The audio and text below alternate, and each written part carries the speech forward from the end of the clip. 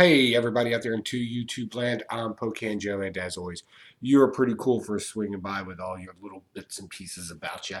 Thanks for swinging by. This is a special video for a haul video from the Richmond Speedway Comic Con right here in Virginia.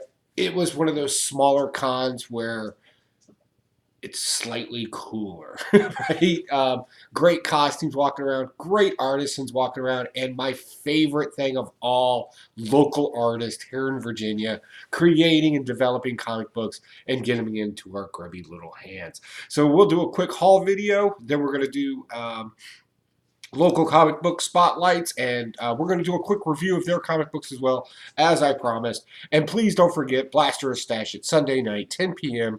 Eastern Standard Time, where we're going to review our comic books from New Comic Book Day as well. My video has already popped up for that, and I did a walkthrough where a lot of these people are that we'll be featuring in these comic books today will be found and seen.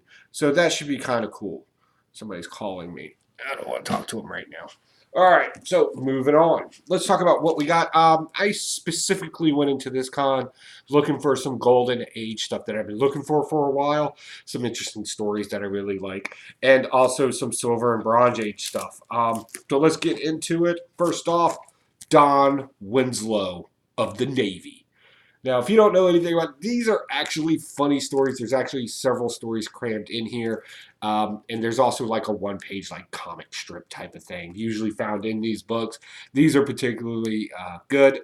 This is a story that I really like called The Invisible Ship, and also the the Battle of 1779, where Don Winslow kind of gets into man-made type submarine that would have been developed back in the Civil War, Revolutionary War, something like that. I lost my train of thought on that, but it's still a good story. Don Winslow is kind of like a Navy spy, NCIS slash Navy captain. Like, he's everything, right? That's what you did with characters back then. You crammed them all in there. So there's some golden age goodness for you. Plus, I really like the advertisements because in this one particular, they really kind of push the, buy this magical book or this instruction manual, get really strong, and like they don't care about, like, don't be a whip. Don't, it's great verbiage, great old school stuff in there. Definitely pick that up. Let's see here. Let's try to keep this in somewhat of an order. Next, I got, oh yeah, here's a good one. Marvel Tales. Oh, man. First off, love me some sci-fi spaceships. Little kid running out to the aliens. This is particularly good for its the landing story, where it talks about aliens landing. There's a couple of other stories in here as well. Really picked this up for a good price. This is going to look great in my collection. And again, just great nostalgic advertising in here. Anything to get kids to send off a coupon. Next, unfortunately, I had to get some gay comics. Like, seriously, just some super gay comics. Uh, Legitimately, gay comics. What'd you think that I meant? Shame on you. Like, you're a horrible person for thinking that about me. Gay Comics has always been a classic comic book. These are getting harder and harder to find out in the wild. Every now and then you can probably catch them online on certain sites, but I'm really happy to get this one in particular because a quick sip of coffee. It actually has a superhero story in it, which is really cool. I don't want to spoil that for it. Not that I'm really spoiling it. But these are just funny, whimsical, comical type books. This one deals with a very skinny, thin type superhero and how he's really strong. But at the end of the day, it's kind of a twist in the story. So it's good stuff. All right, so let's go through the ages here. We got some more stuff. Love me some adventures into the unknown. That's always good stuff. Why did that pop off? That's not good. Got this for a steal of a price. I love these kind of covers. I also got me the Daring Adventures. These two have some of my favorite superheroes of all time. The Green Llama is just cheesy all day long. I love it. And then Hourglass. That is just great stuff there. Great reading. Didn't see any Black Terror when I was there. I was really looking for a lot of that. Didn't see any. And I also didn't see, well, I did see some. I saw some Ranger comics. But oh my lord, the prices they were asking, I was like, no, no, no. And if you don't know, for Golden Age stuff, I love me some early Ranger comics. Just great stories. But moving on, we'll say this last. Okay, so Captain America. This is an origin story. This is 121. This is the origin story of Man Brute. This is an easy comic to find, and it really shouldn't cost you more than, I don't know, maybe $10.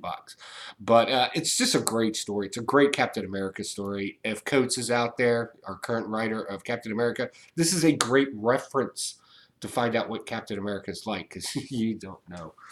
Moving on. And of course, I had found this by total accident because I'm not a huge Iron Fist fan. Number 21, but this is the first appearance of Misty Knight in Marvel Premiere. So I went ahead and picked it up to kind of spec on it. I really like the character on TV. Does it go anywhere? Well, with everything getting shifted over and moved out of Netflix into um, the new Disney app that's going to be coming out. I don't know what else they can do with it. Hopefully something comes out of it, but I picked that up. Speculation slash I want to. That and I was kind of bundling a deal, and I kind of threw that in there to kind of bundle the deal so I can get the book I really wanted even cheaper. So yeah, so I'm just gonna spend a little, save a little. You know what I mean? All right, next, the ultimate find of the day. Not the best condition I was hoping for, but the guy really sold me this book. That's Amazing Spider-Man, number 10. This is the first appearance of the Enforcers. If you remember in Amazing Spider-Man, what was a few months back, we had a kind of like a reintroduction to the Enforcers, and that's what kind of really purchased me to get this book. Now, what you can see here is you can see some staining along the side. You know, it's about what you would expect overall. That is kind of hurts my feelings a little bit, but not too bad. Cover's intact, pages intact.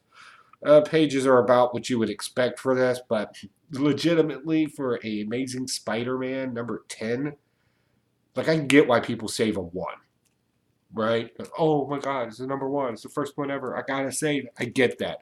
But at number 10, this is the kind of comic book that legitimately would get rolled up in a kid's back pocket.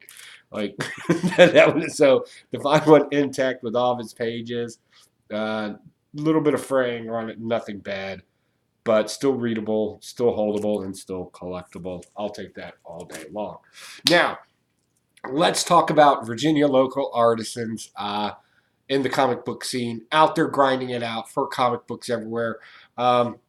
I love meeting these people. They're always so excited and they always ready to talk about their creations.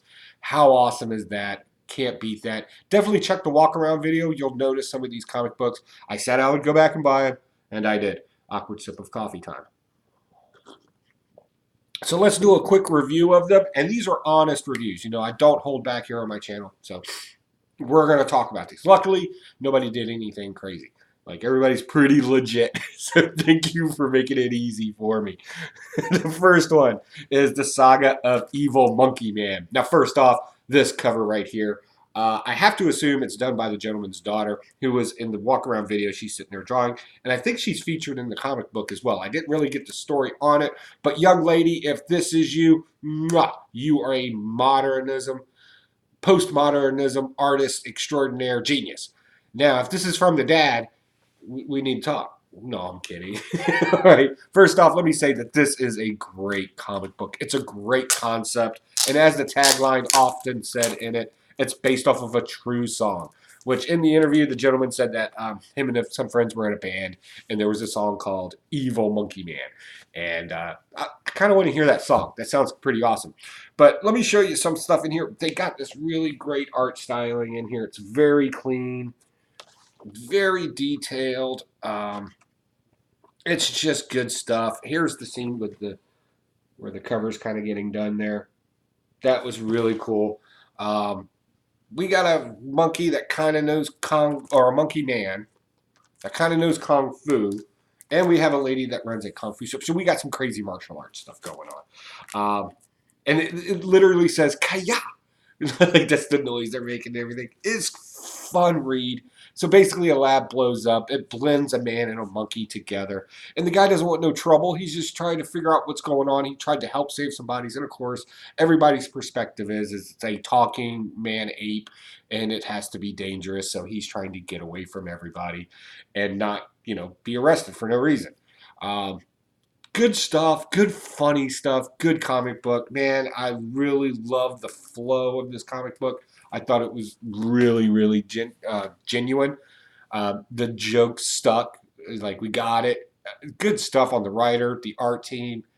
Seriously, if I don't know why somebody wouldn't pick this comic book up. It's just fun, especially when you read a lot of comic books at one time. It's one of those ones that, oh, something different. Oh, so definitely kudos to you. Moving on, we're going to talk about.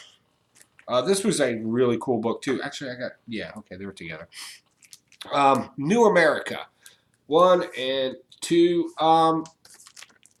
One. Let's talk about one. One is a great story. We get our spy lady here slash assassin, who's obviously has some skill, and guess what? She's also got limits. She can be knocked down as well, which makes her that much more interesting. This is based off of a Muslim family in Tel Aviv. Apparently something happened to her, and we haven't quite gotten the story on that yet. But this is just an introduction to her and what she's capable of doing. I thought the writer did a really good job explaining that. Didn't use a whole lot of dialogue, just let the action speak for itself. Legitimately, you could take all the words out of this and still follow the story. It's good. It's that good. Also, kudos to your artist team. I know when you draw people that wear this type of clothing, whether it's the burqas or whatever you want to call them at that point. I know it's very hard to show the female form in it, and it's almost kind of weird to do it, right? Because the whole point is not to show the female form. But in this book, I thought it did a really good job. Our character is still very attractive, even with all of her stuff on. So yeah, that's good. I like it. Good. Then we get into issue number 2.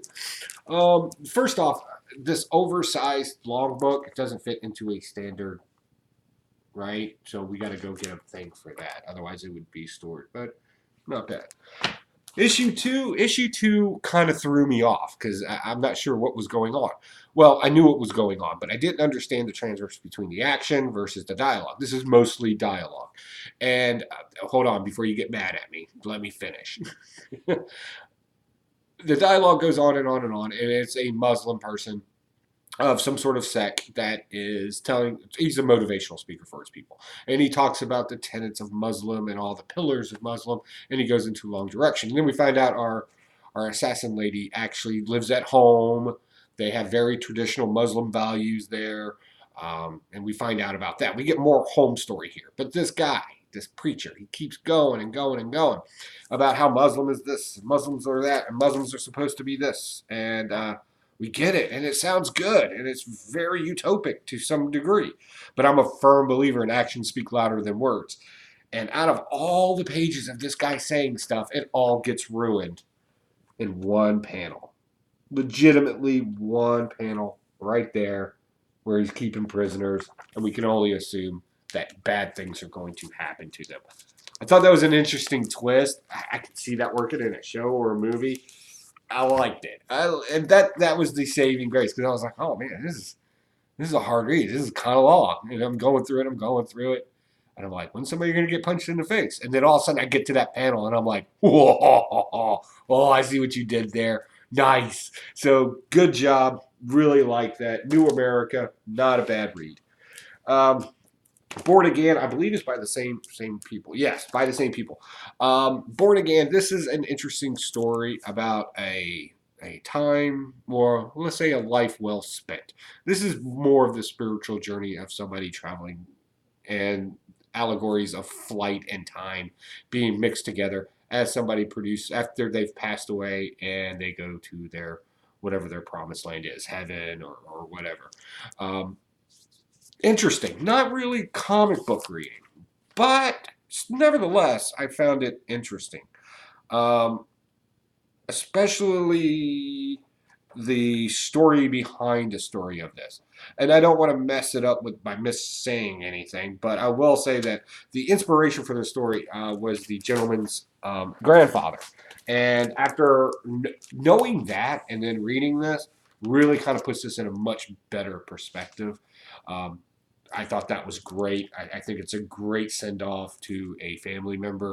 That much I get.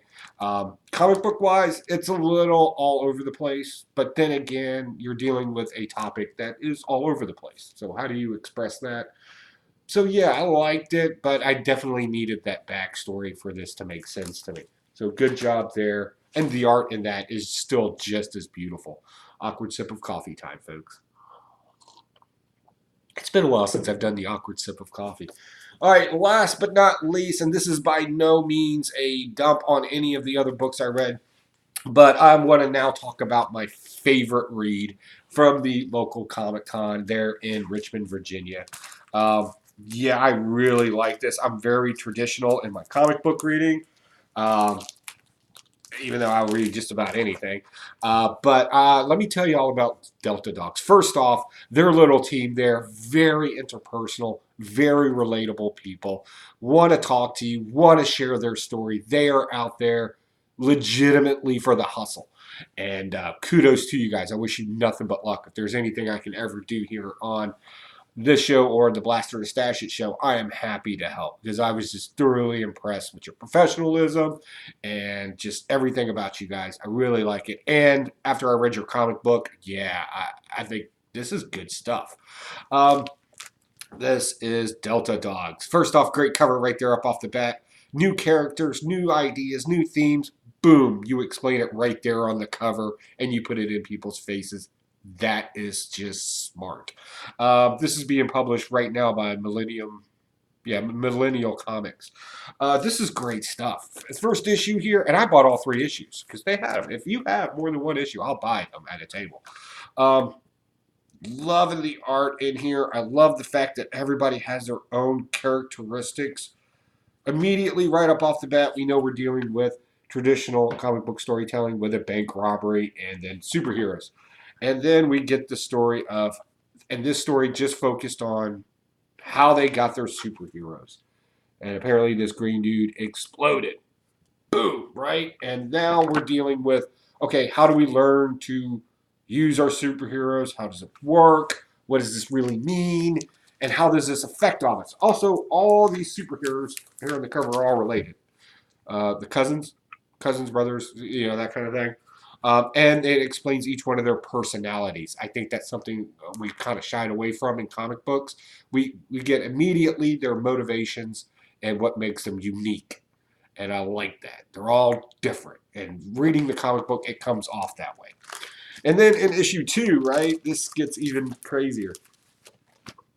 We get, again, them having to deal with their powers. And what does that look like when they go to things like school?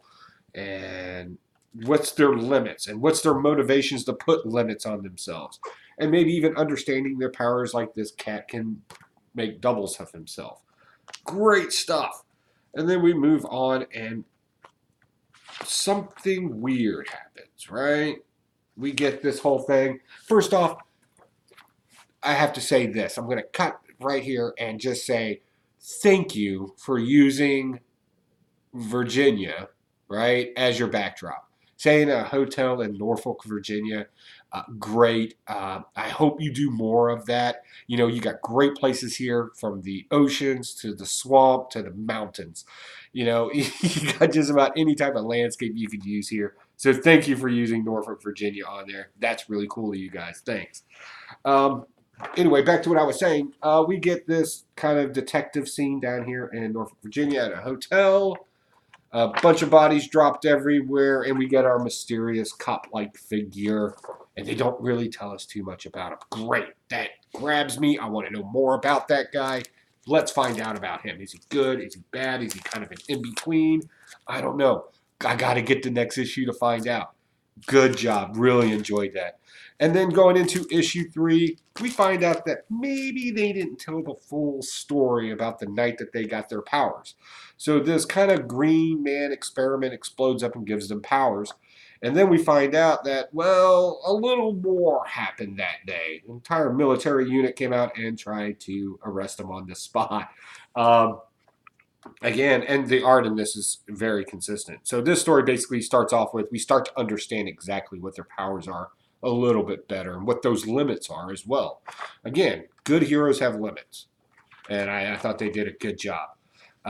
Then we kind of start finding out, okay, the military shows up. This was actually some sort of an experiment at one of the bases here in Virginia. We only got like 50 military bases throughout Virginia, like legitimately. We find out this doctor's kind of sadistic, but then we find out that the kid who does like the electric kid, right? If you saw in the first cover, there was a kid who's like electric. We found out that he can make these badass werewolf things.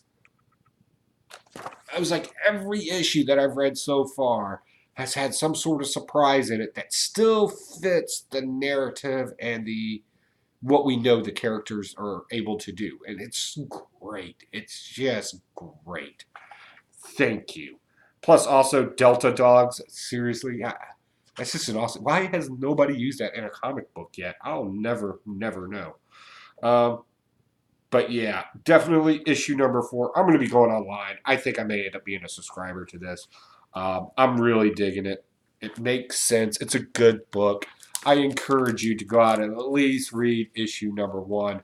And if you're just not falling in love with this comic book, I don't think we can be friends anymore. Like I don't know. It's a shame. I have to spend, let's see, I buy between 16 and 20 comic books a week to read and review on Blaster to stash it. And I would say a good portion of that, you've seen me do it. I will blast a comic book and I will talk garbage about it. And then some young people right here in Virginia, in my own backyard, are writing this great comic book right here. I don't know, man. It's weird. So congratulations, guy. You're definitely, or guys and gals, because you both were there. You guys are definitely my pick of the week, and I'm putting you on top of everything else. So I think I might mention you tonight on Blaster Stash at 10 p.m. Eastern Standard Time. I'm definitely going to talk about that book. I thought y'all did a great job. And of course, I'll run through the other books as well at Blaster Stash at 10 p.m. Eastern Standard Time right here on YouTube. Guys, I think I've said enough about this book. As a matter of fact, for a small haul, this has been one of my longest videos. So, hey, guys, as always, stay cool, hang out, enjoy the shows, and talk to you all soon. Bye.